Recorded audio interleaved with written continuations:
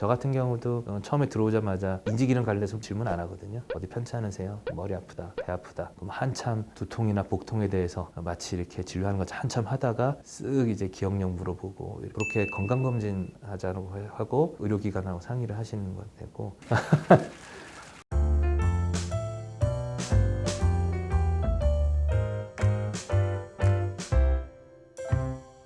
안녕하십니까. 한양대 구리병원 신경과 최우진입니다. 장관상 받은 거 아는 환자들도 있나요? 치매 파트 진료를 보면 그런 게 아쉬운 것 같습니다. TV도 종종 나오고 뭐 이런 외부 활동을 꽤 하는데 아시는 분들이 그렇게 많지는 않더라고요. 자유롭게 얘기하라고 그러니까 얘기하지만 제가 SBS 좋은 아침에도 한번 출연해서 잠깐 한자가 늘긴 하더라고요. 근데 그때 신해철 사망사고 나오면서 늘어서 했는데 바로 그냥 평상시로 돌아온 거. 일단은 잘 하던 증상, 잘 하던 일들을 못 하실 때 여러 가지 인지 기능들이 있지만 어머님들 같은 경우 요리, 또 아버님들 같은 경우 즐겨하던 취미 활동 이런 것들이 갑자기 뭔가 변할 때 잘 다루시던데 잘 모르겠다 한다든가 요리가 급격히 짜진다든가 또는 요리하는데 순서를 헷갈려 하신다든가 그리고 사실 또 기억력이랑 치매를 많이 연관을 짓잖아요. 중요한 거는 힌트를 줬을 때 기억을 못 하느냐. 뭐 예를 들면 오늘 뭐 촬영이 있잖아요. 하고 당연히 떠오르죠. 아무리 큐를 줘도 떠오르지 못할 때는 애초에 어떤 사안에 대해서 저장이 안 돼 있는 경우가 있고 그러면 이게 병적인 상태. 그래서 도구로 다루는 거, 언어 이런 것들이 예전과 뭔가 달라진 게 있을 때 그리고 기억력이 떨어졌을 때 힌트를 줬을 때도 전혀 기억을 못 해낼 때 일단은 경고 사인이고 그게 한 수개월간 한 2개월, 3개월 이상 지속이 된다 하면은 반드시 치매 안심센터나 전문 의료기관 찾아가서 한번 상담 받아보셔야 됩니다.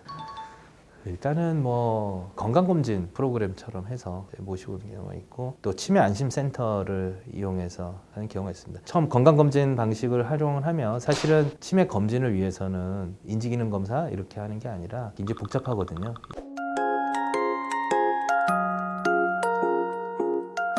제대로 하려면 웬만한 건강검진 수준으로 검사를 해야 되기 때문에 의료기관에 모시고 올 때는 한번 건강검진이라는 거고 사전에 가능하다 그러면 담당 의료진한테 이제 이런 상황들 굉장히 예민하시다. 저 같은 경우도 처음에 들어오자마자 인지기능 관련해서 질문 안 하거든요. 어디 편찮으세요? 머리 아프다, 배 아프다. 그럼 한참 두통이나 복통에 대해서 마치 이렇게 진료하는 것 한참 하다가 쓱 이제 기억력 물어보고 그렇게 건강검진 하자고 하고 의료기관하고 상의를 하시는 건 되고.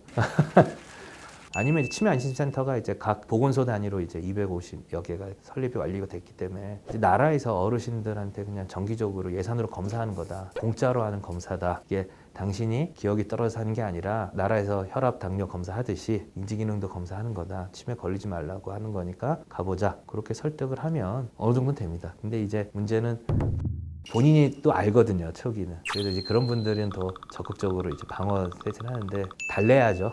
초기 치매는 초등학교 1학년, 이하 저학년 정도 이제 인지기능으로 생각을 하시면 우리가 이제 애들 학교 가야 될 때 씩씩하게 가는 친구들 별로 없잖아요. 엄마 품에 떨어지기 싫어서 울고불고 보내고 달래고 보내고 하다 보면 결국 학교 생활하고 하듯이 어르신들도 초기에 검사 단계나 아니면 주간보호센터나 여러 복지시설에 가실 때도 그렇게 좀 달래드리면서 한번 안 가! 이러면 아이고 안 돼 하지 말고 자꾸 이렇게 좀 구슬리고 달래고 해서 고민을 해봐야 되지 않을까 싶습니다. 네. 그 치매 안심센터는 1차 의료기관이랑 생각을 하시면 될 것 같아요. 우리가 예를 들면 이제 감기운 있다 이럴 때는 되게 코스가 동네 내과 갔다가 내과 선생님이 당신 좀 이상한 것 같으니까 좀 더 큰 병원 가봐라. 그래서 2차 병원 갔다가 정말 뭐 그런 엑스레이나 이런 데 애매하면 진짜 큰 대학병원 가서 암을 진단받거나 이제 코스가 1차, 2차, 3차 이렇게 하는데 일반적으로 증상이 치매인가 아닌가 경미할 때는 치매 안심센터 가셔서 충분히 상담 받아보셔도 되고 또 거꾸로 너무 진행이 돼버렸다. 이러면 사실 또 고가의 검사는 사실 필요 없잖아요. 그런 경우는 치매 안심센터를 이용해서 빨리빨리 진행하는 게 더 빠르고 근데 이제 좀 초기에 애매한 부분 치매 환자 같기도 하고 그래서 좀 정밀하게 아니면 우리가 흔히 생각하는 치매랑 다른 방향의 자꾸 증상들이 생겨서 좀 더 전문적인 진단이 필요하다고 판단이 되면 대학병원이 낫죠. 근데 이제 그건 사실 보호자들이 판단하기 쉽지 않고 치매 안심센터 가셔도 또 연계된 병원들이 있으니까 한번 알아보시면 될 것 같습니다. 우리 어머니가 이상한데 우리 아버지가 이상한데 이렇게 생각을 했을 때 치매가 아니라 다른 요인인 경우가 한 10에서 15% 머리 사진 찍어보기 전까지 우울증이나 또 몸 상태가 안 좋을 때 또 선망, 뭐 내부 미적 질환, 갑상선이나 조절되지 않는 당 원인이 있는 경우가 있거든요. 그런 경우는 사실은 일반적인 치매와는 다르게 그 원인만 제거해 주면 예전 상태로 되돌릴 수 있기 때문에 어떻게 보면은 10% 내외지만 굉장히 중요한 부분일 수 있는 거죠. 특히 이제 남자 어르신들 중에 제가 종종 겪는 것 중에 두 가지 꼭 말씀드리고 싶은 거는 술 많이 드시는 분들 이제 자주 넘어지시거든요. 그래서 맨날 취해지 계시고 멍하게 계시다 보면 방치돼 있는데 와서 찍어보면 뇌출혈인 경우가 가끔 있습니다. 그런 거 수술만 빨리 하면은 좋아지는데 일정 시기를 놓쳐서 위험해지거나 치매 증상이 남는 경우가 있어서 술 많이 드신다고 너무 이렇게 미워하지 마시고 좀 이상하면 바로바로 모셔오셔야 되고, 또 하나는 우리가 수두증이라는 게 은근히 꽤 있습니다. 그게 뭐냐면 외부 충격에서 보호하기 위해서 물주머니 안에 이렇게 들어있다고 생각을 하면 되거든요. 내척수액이라는 물이 있고 막이 있고 그 안에 뇌와 척수가 이렇게 떠 있다고 생각하면 되는데, 그 안에 이제 내척수액이 순환을 하면서 여러 가지 공간들을 왔다 갔다 하는데 그 내척수액이 압력을 올리면서 여러 가지 뇌 조직이나 척수 조직을 좀 손상을 주는 병들이 있거든요. 그래서 정상압 수두증이라고 많이 얘기를 하는데, 그런 게 있으면 처음엔 걸음걸이가 이상하다가 소변 보는 게 불편해지다가 결국은 치매 증상이 오거든요. 그래서 소변이 불편해지거나 치매 증상 초기일 때 압을 떨어뜨리는 시술을 하면 상당 기간 10년, 15년 이상 정상적인 인지기능을 갖고 생활할 수가 있어서 그런 것들에 대해서 좀 관심을 갖고 보셔야 될 것 같습니다. 잠깐 나 물 좀 마시면 되네. 다 털리는 느낌인데.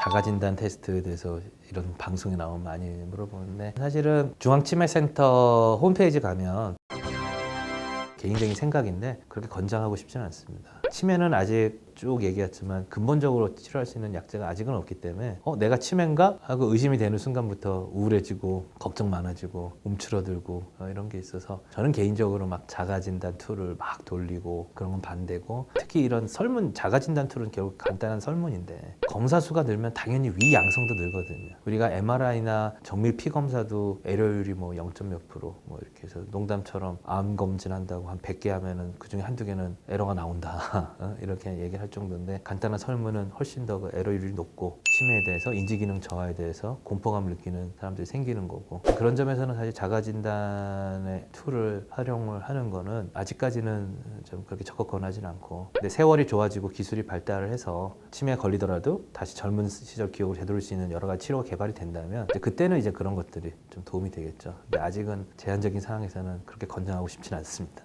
예. 진단받은 환자 중에서 본인이 치매인 거 인지 못하시는 분도 있으시잖아요.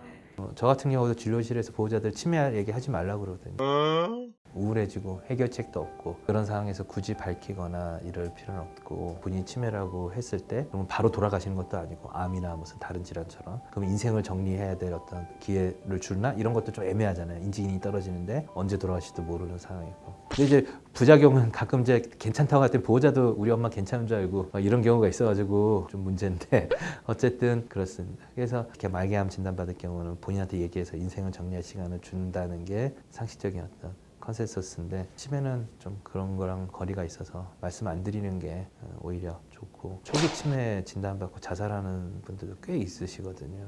그런 것들 막고 하려면 굳이 이렇게 언급을 안 하는 게 좋지 않을까.